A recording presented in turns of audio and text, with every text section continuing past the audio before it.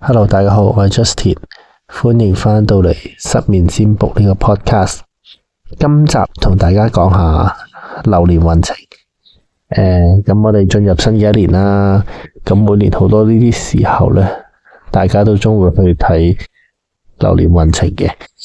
咁通常大家應該都會係可能揾紫微啊、八字比較多一啲。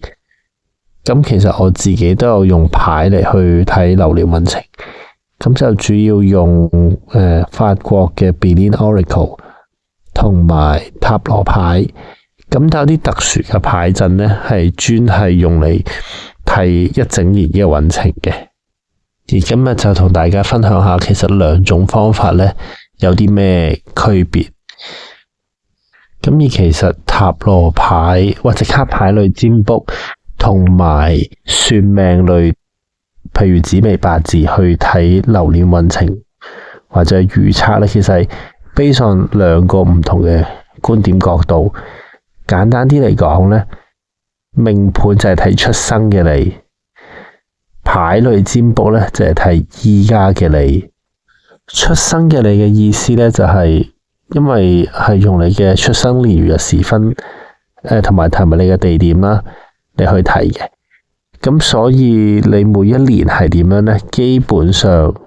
個運勢係叫做 fix 咗，係偏向多少少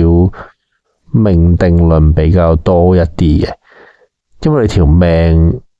出咗世就係咁噶啦嘛，好似睇你嘅基因藍圖咁樣。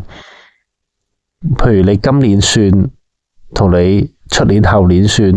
睇嘅都係一樣嘅，因為都係 based on你嘅出生年月時分嘅資料去計，咁呢啲嘢咧係唔會改變噶嘛。咁所以就話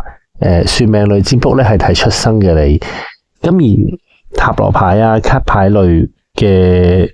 占卜方法或者用嚟睇流年運程咧，其實係 based on你依家嗰個人嘅能量狀態嚟去睇嘅，即係你現在嘅能量狀態嚟緊嘅延伸。咁所以喺塔羅牌或者卡牌類嘅世界咧，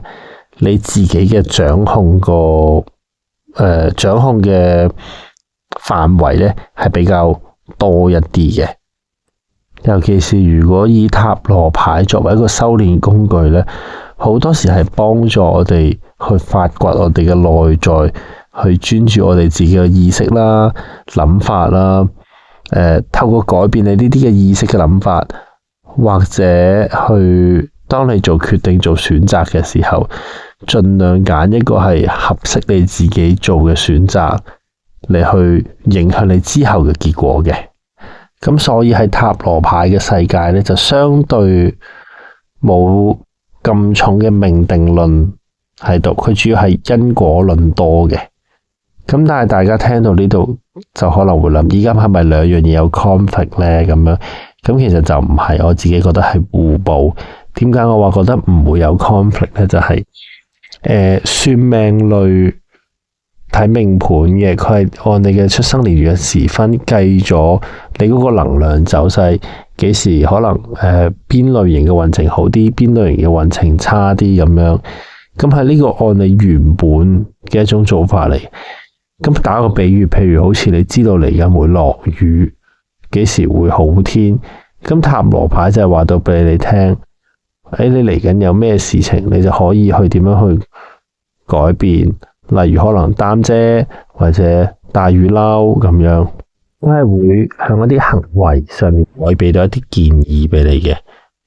咁而算命類嘅，可能你知道幾時個運好啲，幾時個運差啲。咁就可能好運嘅時候就進取啲，個運差啲嘅時候咧就保守啲，或者唔好咁多計劃，唔好咁搏啦。咁另外有一點唔同咧，就係塔羅牌其實本身或者卡牌類占卜本身係以問事比較多一啲嘅。咁所以其實對於一整年嘅預測，佢係相對會比較針對可能你想知道事業或者感情去到邊個位，邊一個月份會發生咩事，係可以預測得比較相對仔細啲，或者個提示係俾得多一啲嘅。我自己都有揾過一啲師傅去問流年運程呢，我會發覺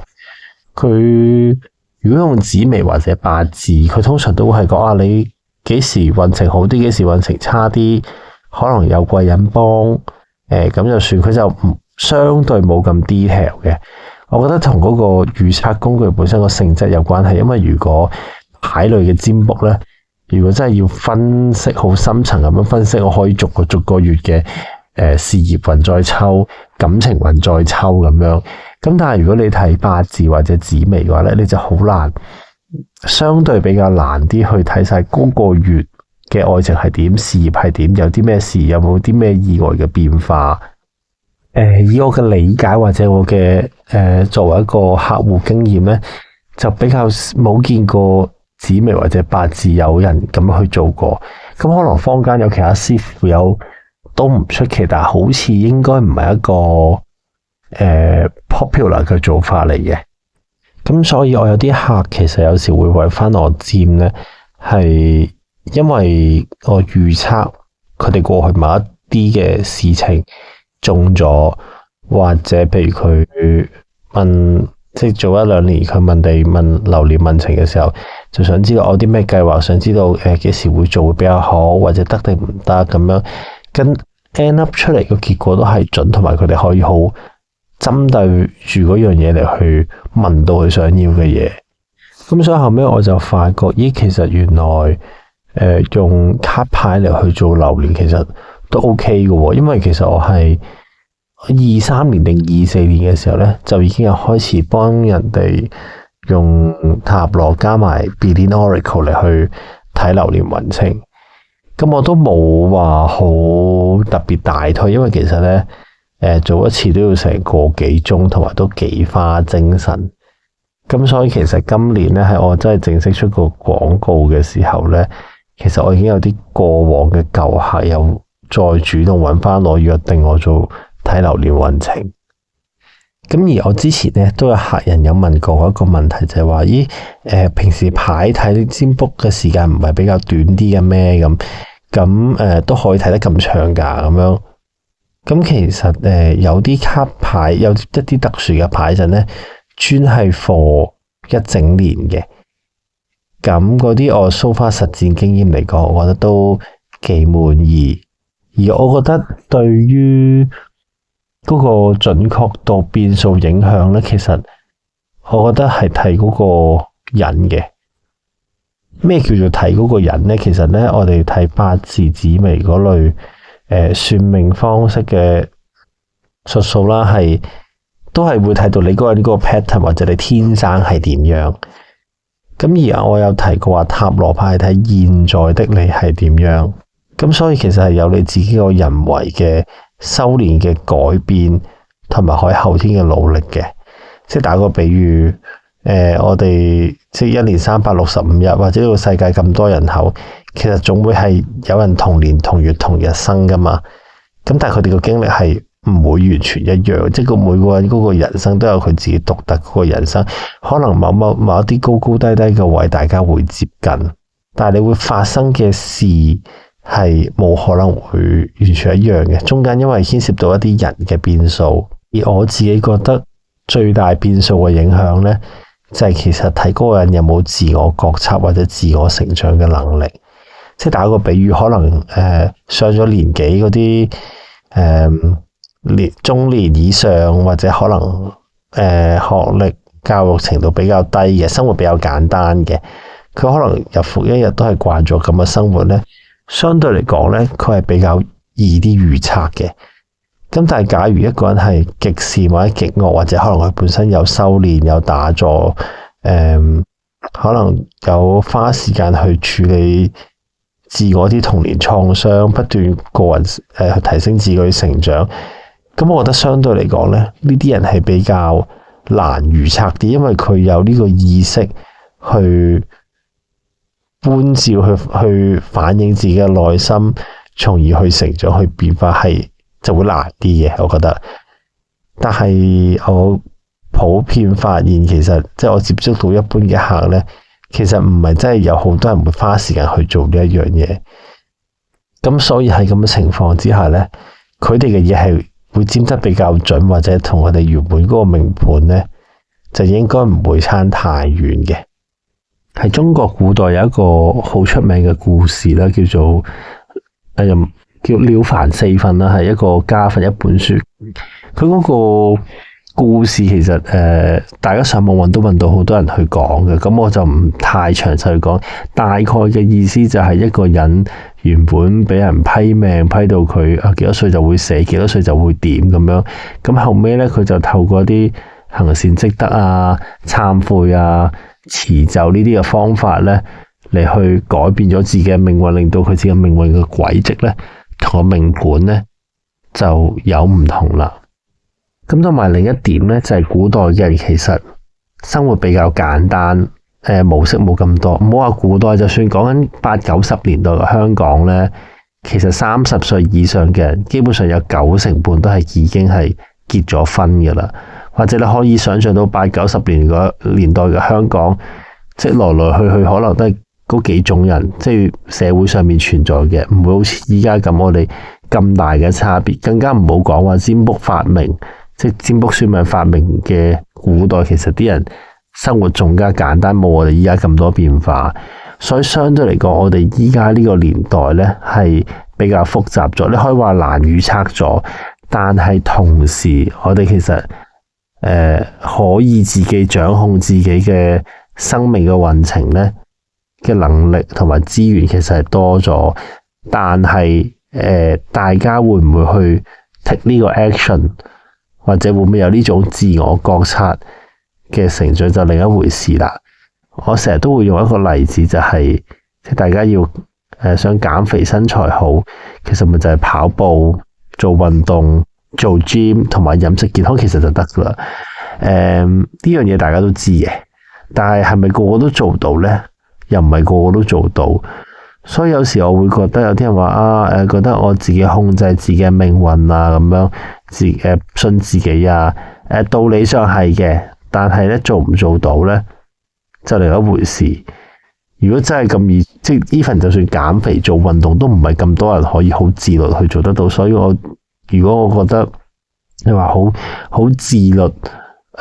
去自我覺察自我提升，從而脫離嘅命運呢，我覺得係難嘅。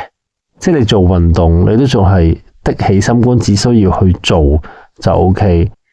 咁但係一啲自我意識或者心理嘅成長，或者可能有啲人要處理童年創傷各樣嘅嘢，係要有呢個你先自我覺察到，然之後再去行動之餘，仲要揾到個啱嘅方法。所以相對嚟講呢，我覺得唔係咁易嘅。所以喺呢個時候，現代人雖然話就有呢個能力或者有呢個資源，但係好多時大家都係算命占卜，都係睇完之後，知道係咁準定唔準，即係知道幾時候會發生，咁就算就係咁噶啦。咁但係我自己覺得，如果有心或就有呢個自我覺察嘅話呢，其實